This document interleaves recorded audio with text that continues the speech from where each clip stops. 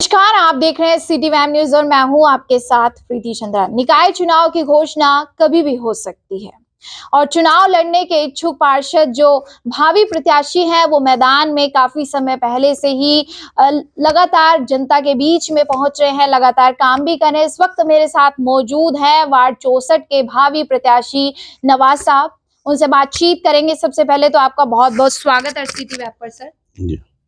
किस तरह से किन घोषणा पत्र को लेकर जनता के बीच में पहुंचेंगे और किस तरह का काम रहेगा और क्या कुछ समस्याएं हैं? काम की बात रही, समस्याएं तो बहुत हैं यहाँ। समस्याएं बहुत है। अगर काम की बात तो हमारे यहाँ की जनता जानती है, क्योंकि मैं बड़े लंबे टाइम यहाँ यूथ का अध्यक्ष रहा समाजवादी का।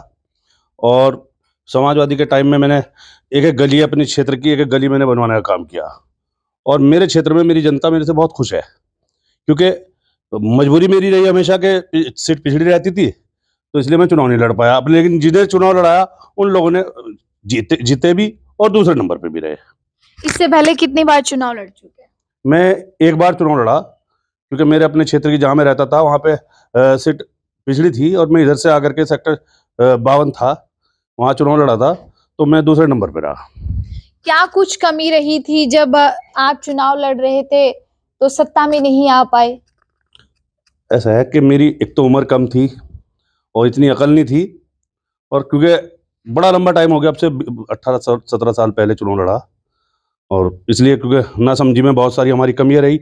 दूसरा, जो हमारी मुखालिफ पार्टी थी वो फर्जी वोट से जितने काम उन लोगों ने किया था।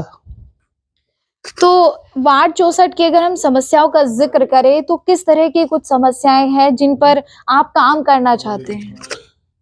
वार्ड 64 की तो समस्याओं से भरा हुआ है फिलहाल। क्यों?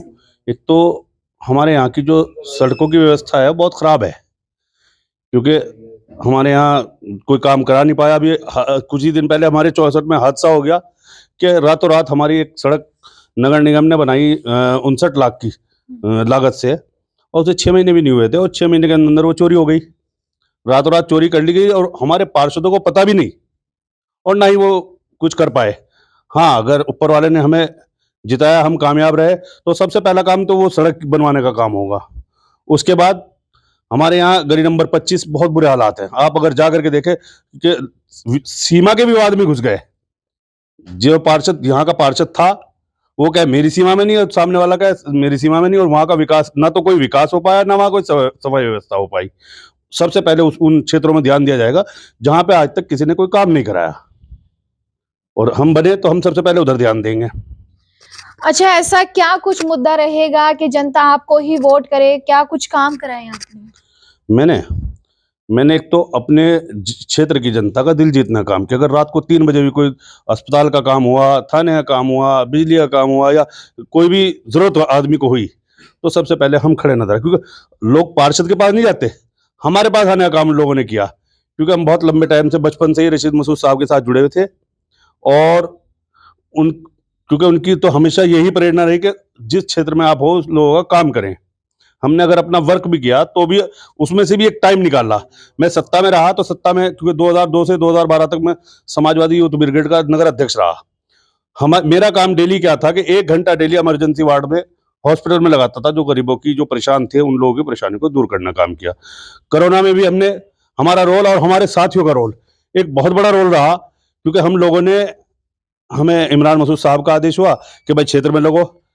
उसके अलावा भी किचन चलाए गए, 4000 लोगों को खाना खिलवाया गया। उसके अलावा जो भी हमारे से बन सका, हमने और हमारे साथियों ने लगभग 178 सिलेंडर लोगों को मुहैया कराए।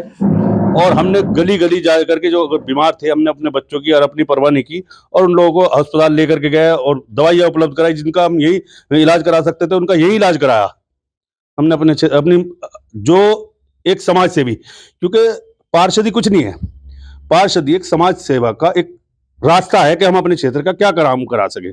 हम सिर्फ इस नियत से हम पार्षदी लड़ रहे हैं, नहीं तो लोगों के विकास के और लोगों की खिदमत के लिए तो हम हमेशा लगे रहते हैं। और मेरी सबसे पहले प्राथमिकता, मेरे क्षेत्र में कोई स्वास्थ्य केंद्र नहीं है, चाहे मुझे अपनी जेब से लेकर के देना पड़े और चाहे किराए पर लेकर के दे, या जैसे भी हो सके, सबसे पहले मैं स्वास्थ्य केंद्र की व्यवस्था कराऊंगा अपने क्षेत्र में। सबसे पहली प्राथमिकता तो ये है। उसके बाद, क्योंकि अगर स्कूल कॉलेज के लिए तो यहाँ जगह नहीं है, लेकिन पास में जगह है दूसरे वार्ड में, उसमें जो भी हम विकास करा सकेंगे, क्योंकि अब स्मार्ट सिटी है, स्मार्ट सिटी में सरकार से काम लेने वाला चाहिए। हमारे यहाँ कोई सक्षम नहीं है हमारे यहाँ काम लेने के लिए, नहीं तो हमारा क्षेत्र तो ऑटोमेटिक स्मार्ट होता, क्योंकि स्मार्ट सिटी में हमारे क्षेत्र से दूसरा एरिया है। ये तो ऑटोमेटिक, जब बोर्ड के पास पैसा है, बोर्ड पैसा खर्च कर रहा है, तो उन लोगों से काम लेने का हुनर होना चाहिए। और दूसरी बात, क्योंकि नगर निगम का प्राधिकरण से भी बहुत बड़ा रोल है, उस प्राधिकरण में भी हम प्राधिकरण से भी अपने क्षेत्रों में काम करेंगे, विकास प्राधिकरण से। अलग अलग प्रत्याशी जनता के बीच पहुंच रहे हैं, लंबा चौड़ा एक घोषणा पत्र लेकर पहुंचते हैं, तो आप कुछ अलग कुछ करना चाहते हैं जनता को लेकर? मेरा तो कोई घोषणा पत्र ही नहीं, मेरा तो सारा, मुझे घोषणा करने की जरूरत नहीं। मैंने अपने क्षेत्र में इतने काम किए और लोग मेरे से इतना प्यार करते हैं कि मुझे घोषणा पत्र देने की जरूरत नहीं। मैं तो जितना भी, मैंने आपको बताया कि स्वास्थ्य केंद्र, और जहां अब तक किसी ने कोई काम नहीं कराया, जैसे गली नंबर 25 आ जाओ, 22 आ जाओ, और इन क्षेत्रों में कोई काम नहीं किया। मुफ्ती मुजफ्फर हुसैन कॉलोनी को विकास प्राधिकरण में ले लिया गया, लेकिन उनसे मानचित्र के पैसे माफ नहीं कराए गए। जो अब से 20 साल 25 साल पहले मकान बने हुए, उन पे अब टैक्स आ रहा। वो लोग 50-50 गज, 100-100 गज के मकान या 40-40 गज के मकान है, वो कहां से 1-1 लाख रुपए मानचित्र का पैसे देंगे। मैं आपके माध्यम से गवर्नमेंट से भी, सरकार से भी आग्रह करूंगा कि उनका मानचित्र के पैसे माफ कर और उनके क्षेत्र में विकास काम कराना काम करें। विकास तो हुआ ही नहीं, जबकि प्राधिकरण में अब से कई साल पहले आ गई। विकास प्राधिकरण में ना तो किसी ने कोई एप्लीकेशन दी कि हमारे क्षेत्र में ये सड़कें बननी चाहिए। जो क्षेत्र विकास प्राधिकरण में आ गया वो दलित क्षेत्र में आ रहा, बिल्कुल दलित क्षेत्र जिसे कहते हैं अंत्योदय में पहुंच गया एक तरह का। वो क्षेत्र इस हालात में पहुंच गया। अभी हमने कुछ दिन पहले नगरायुक्त महोदय से भी बात की थी, और उन्होंने मुफ्ती मुजफ्फर हुसैन कॉलोनी कई गलियां भी पास कराई, लेकिन क्या है कि पार्षद साहब कहते हैं कि मैंने करा दिया। अभी वहां मेरे फोटो लगे हुए थे फाइलों में, उन्हें हटवा करके दूसरे फोटो लगवा दिए, उससे कोई फर्क नहीं पड़ता। क्रेडिट लेना चाहते हैं।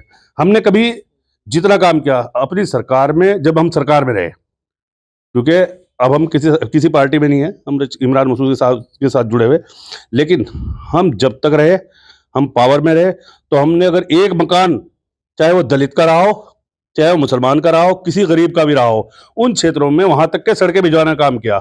इन लोगों ने उस समय में, जो हमारे विपक्षी हैं, इन लोगों ने मीडिया में उछालने का काम किया, उस विकास को रोकने का काम किया। हमने काम कराए। मौजूदा पार्षद कह रहे हैं। मौजूदा पार्षद जो है वो तो मौका परस्त है। मौजूदा पार्षद जो है वो मौका परस्त है, जैसा भी, क्योंकि अभी तो वो समाजवादी में है और काफी लंबे टाइम से समाजवादी में, लेकिन जरूरत पड़ेगी तो इमरान मसूद के चक्कर काटेंगे, जरूरत पड़ेगी हाजी फजलुर रहमान के चक्कर काटेंगे। मौका परस्त है।